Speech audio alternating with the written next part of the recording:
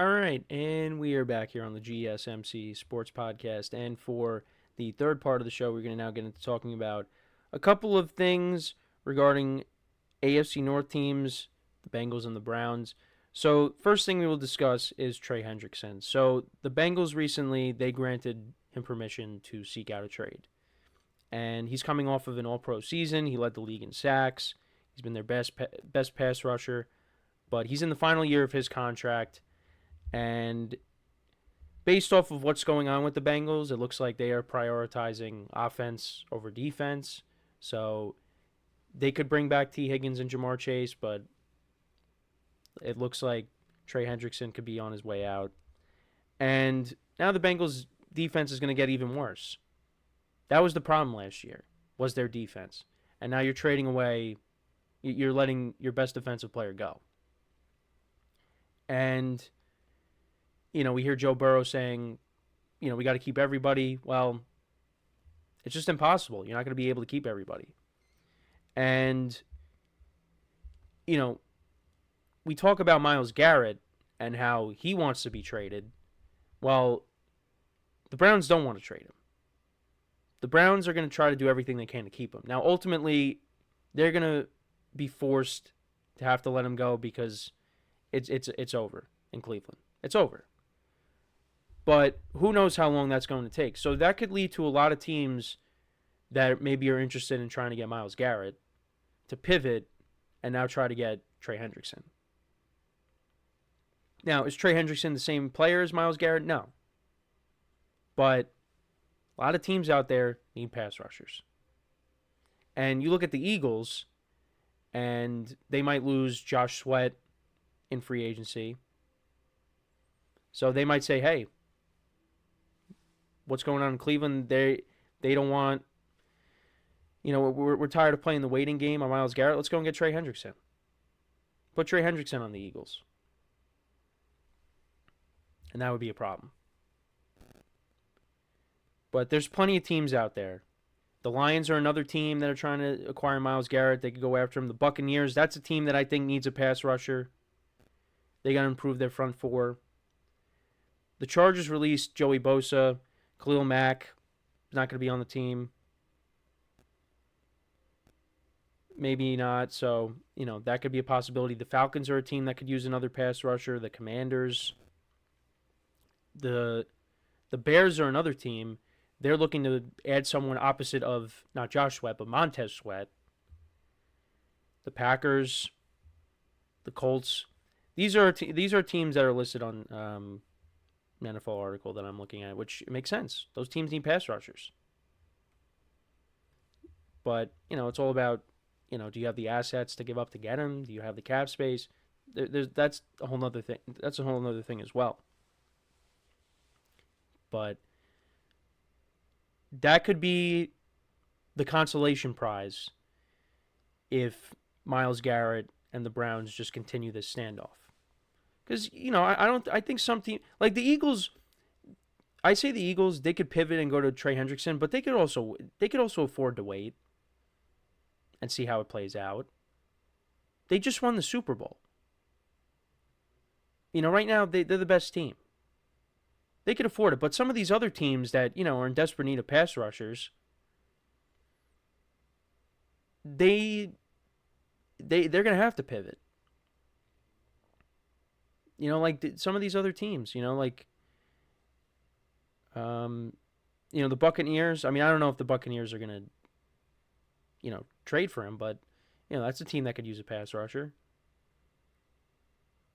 I mean, it doesn't seem like they're in on... it seems like everybody would probably be in on Myles Garrett, but they're only going to trade him to one team if, when it comes up. So, but we'll have to wait and see. But for the Bengals, though, you don't like this because your defense is getting weaker. And that means you're really going to have to, because you're basically doing what the Cowboys did last offseason. Because I think we're heading towards that kind of an offseason where they're just going to pay all their guys and then they're just going to have to rely on their draft picks. They are really going to have to bank on their draft picks. If they don't hit on their draft picks, I mean, even if they do, this defense is still not going to be good. I mean, it depends on what they do. Like, maybe they somehow improve this defense. And you could, move some money around and maybe you're able to improve this defense. But you can't go into next year and you trade Trey Hendrickson, but you don't replace him. And I get what the Bengals are trying to do. They want to keep the band together on offense, but your defense is going to suffer because of it. Then we're going to have a repeat of what we just saw, where the Bengals offense is one of the best in the league, but their defense is the complete opposite. And the Bengals are going to have to put up 30, 35 points a game, get into these shootouts, and Joe Burrow has to play perfect football. No turnovers at all. You can't turn the ball over at all. Now, look, they played better down the stretch. I mean, you could look at some of the opponents that they went up against and you say, well, yeah, I mean, you should beat this team. I mean, the Steelers were reeling last game of the season. I mean, yes, you did beat the Broncos. Broncos were a good team last year. But, and the Cowboys with Cooper Rush. Who else did they beat? Was the Raiders within that winning streak? Because the Raiders weren't good either. So the Bengals during their winning streak to finish out the year. So they beat the Cowboys without without Dak Prescott, with Cooper Rush at quarterback. They beat the Titans. They beat the Browns, the Broncos, and the Steelers. So you could say the Broncos and the Steelers are really their only valid wins. And even with the Steelers are just in the midst of a losing streak. Broncos, yeah, that's the one I would say, yeah, that was a good win. But the Titans and the Browns are picking in the top 2 in the NFL draft. So, yeah, we'll see what the Bengals do, but look, it'll be cool to see T. Higgins and Jamar Chase and Joe Burrow and that offense clicking next year, but could be more of the same of what we saw in 2024, where the defense is not good. And now you're trading an all-pro defensive end. Yeah, defense is going to get weaker. But we'll see how he's replaced. All right, so now let's get into Deshaun Watson. So the Browns once again have restructured his contract, and they have cleared up, I think, around $36 million in cap space, which is a lot. And this is something, I mean, we're used to this. This is what they've been doing. This is what they've been doing for the last couple of years now, is, making changes to Deshaun Watson's contract. So, yeah, nearly $36 million in cap space.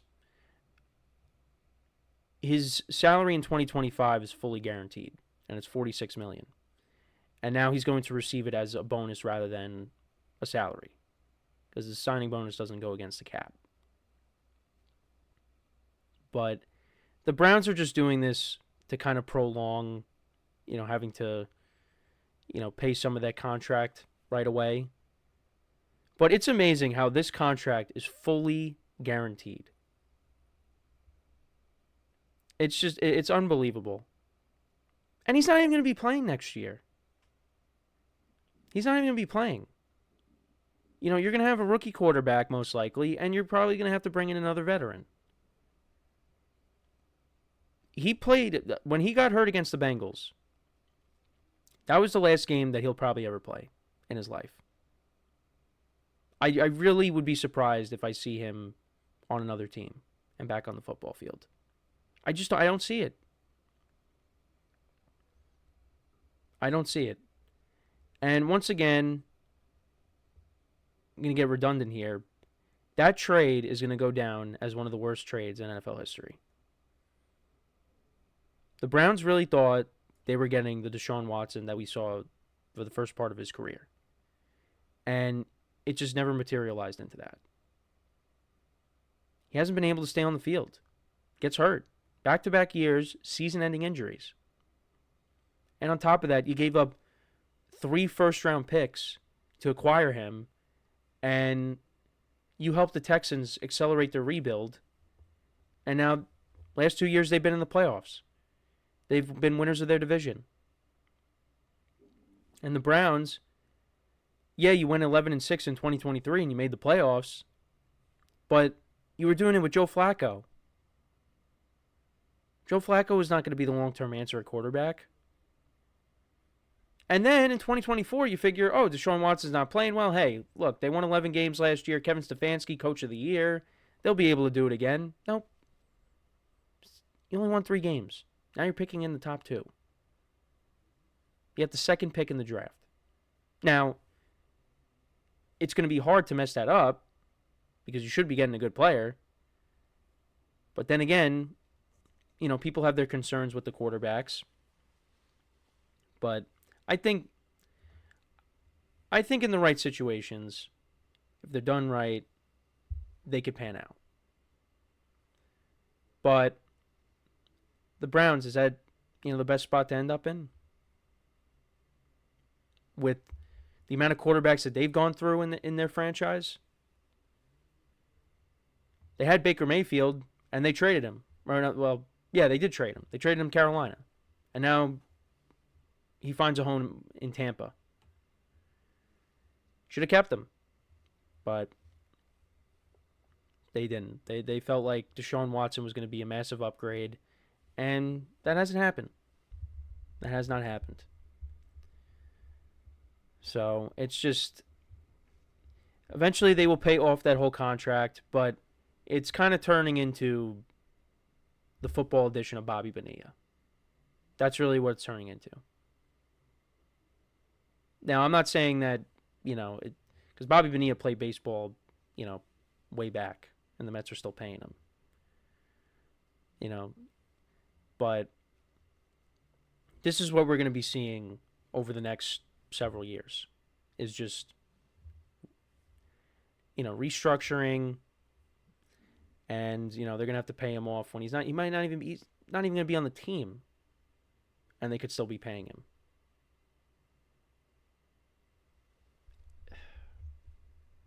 Listen, they made this bed. They're going to have to sleep in it. It is what it is. They took a chance, and it flopped.